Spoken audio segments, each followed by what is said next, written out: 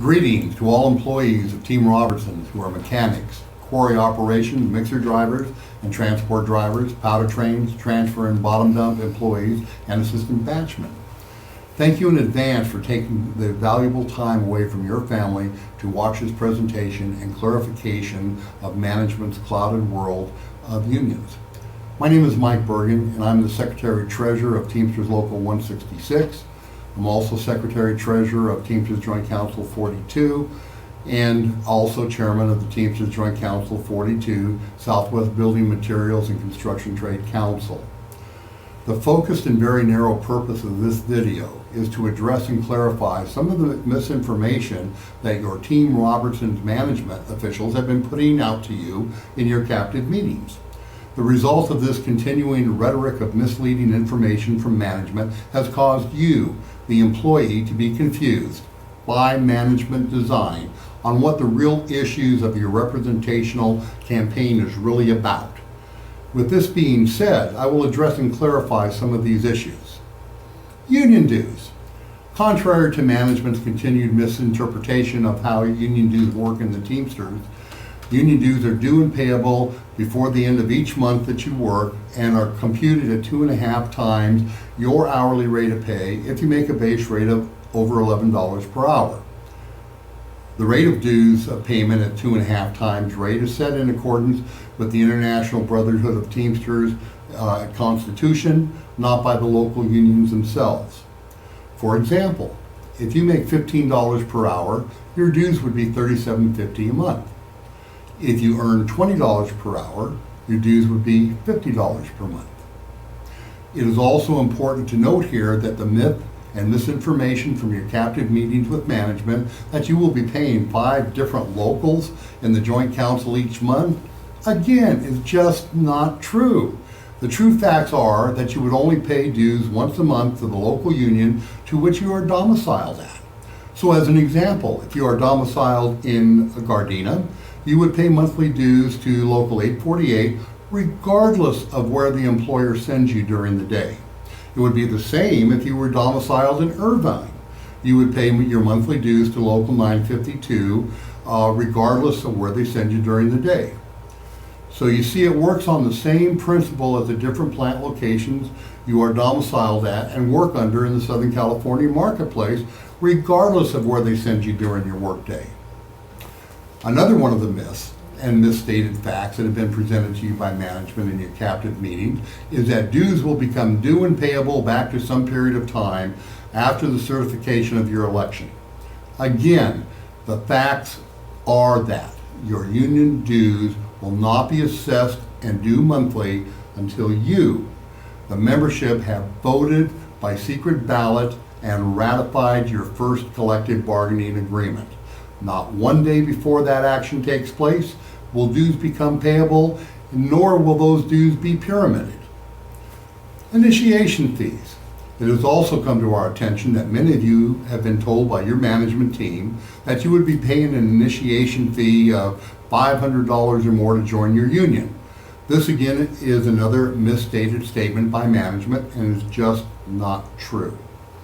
As a new bargaining unit, there will be no initiation fee charged to any Robertson's employee who is employed as of the ratification of your contract. All employees within the bargaining unit who are within the scope of the collective bargaining agreement upon ratification of that contract will have their initiation fee waived with the authority to do so by each local union collectively. What is true is that employees entering into the bargaining unit after ratification of your collective bargaining agreement would be assessed an initiation fee upon hire unless such employee has previously been a Teamster member in good standing at another Teamster employer. That person would not be charged an additional initiation fee. The same would be so that if you should decide to leave Team Robertson after you have become a member and go to another Teamster job, you would not be required to pay another initiation fee at that new Teamster job. And as another example, Robertsons over the years have gobbled up other companies that were union and carried over those employees as new Robertson employees. Those employees would not be required to pay any initiation fee, as they have already paid their original initiation fee. Let's talk about union promises. Your employer has once again altered the truth in their attempt to seize the day regarding what the union has promised. Management has claimed that the union has promised you vested pensions, $5 an hour pay increases, sick days, and green cards for the illegal spouses, and who knows whatever other poppycock that they have tried to feed you. This again is another feeble attempt by management to attempt to discredit the union and attempt to again confuse you and distract you from what the real issues are. The real issue of being represented in the workplace under a collective bargaining agreement that has been ratified by you, the member, through and after contract negotiation is the real issue. It is even more important that everyone involved in this campaign can attest to the fact that the union has promised you nothing here except our continued commitment to represent all of you in the collective bargaining arena that meets with the current industry standards for the ready-mix industry of Southern California through collective bargaining. Management's rights. By now we are sure that you have had an opportunity to review the various propaganda and brainwashing materials published by the employer. To date, it appears that your employer has elected to choose a course of misinformation instead of addressing the real issues in your workplace interest. I want you to know that management, like the union, should be held accountable and responsible for the information that they furnish you. The threats of plant closures, layoffs, terminations, and outright mistruths are clear examples of the continuing fear tactics that your employer continues to use in this campaign in an attempt to intimidate you, the employee. With a union contract, you have no fear. You have just a well-designed piece of language in your contract that protects your rights in the workplace. The election process.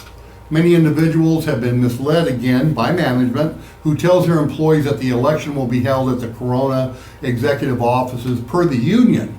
The labor board conducts the election, not your employer, not the union. Look on your bulletin board for the NLRB document that states where and when your election will be conducted. That is fact. Regarding immigration, many employees have been told that they will be deported if the union comes in. Again, the union position is representing the employees. The labor board position is to conduct a fair, not fear, election, and the employers have taken the tack to keep you all confused, intimidated, and scared to exercise your right to vote in your representational election. In the very near future, we will conduct an open forum to view and answer your concerns. The website or phone numbers are the best way to communicate your interest and thoughts. In the interim, I would suggest to you that as an individual, you answer the following questions to yourself and do it truthfully. Would you recommend Robertson's to your family or friends as a great place to work?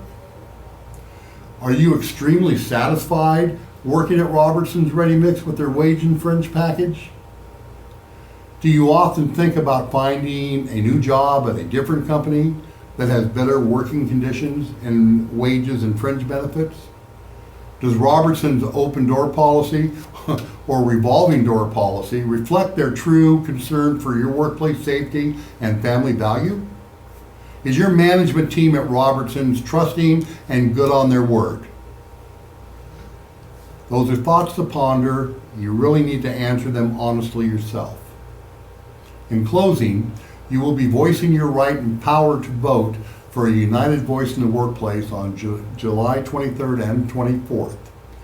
This is probably one of the most important workplace and family decisions that you will be making by your vote. The union will be conducting a phone bank within the next 2 weeks to remind you to vote and have people available to answer your workplace questions and concerns. Please check your website. This election is all about you and your family's future. Nothing more, nothing less. Be wise, unionize On July 23rd and 24th, vote yes, Teamsters. Thank you.